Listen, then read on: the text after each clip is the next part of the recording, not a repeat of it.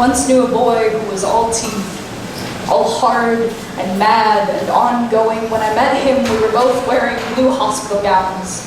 He had a scar running from the bottom of his wrist to his elbow crease. I had black charcoal lining my stomach and prescription painkillers in my veins.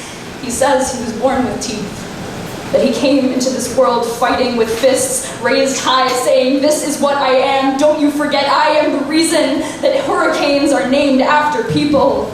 The first thing he did the day we were released from the psych ward was smoke a cigarette, and cry as hard as he could make himself, and hold onto me like I was the last thing holding him up when I wanted so much to be doing the exact same thing. The last time he slept over, I realized he even looked tired in his sleep.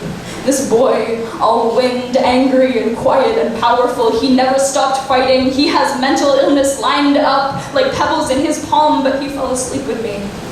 His head, a gentle weight on my chest when he woke up surrounded by me, and my soft, he said that in that moment he didn't feel like he needed to fight so hard anymore.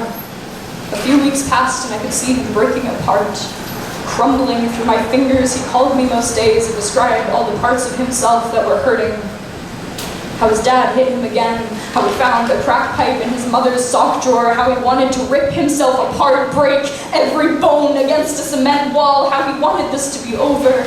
He told me everything that he had been quiet about, so I made him promise that if he stayed alive, so would I, and if he died, I would follow right behind him. He said, "I'm the wind.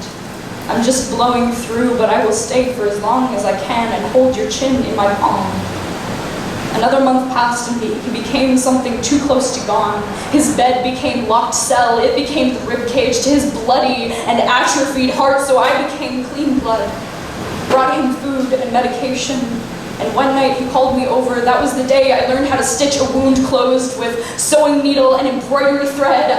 He used to say that there was no hero in his scars. I would tell him the damn fucking right there was. His body was a battlefield. He broke himself over his own knee every day and always came back for more. He fought, ripping tooth and nail every hour of the day. And I still don't know if I was saying that only to him or also to myself. I once knew a boy, all quiet and hurt and soft like the shell of a ladybug. He was named after a hurricane, and he fought from the moment he came into this world. He was the wind, just blowing through, and one day during the summer, he stopped fighting.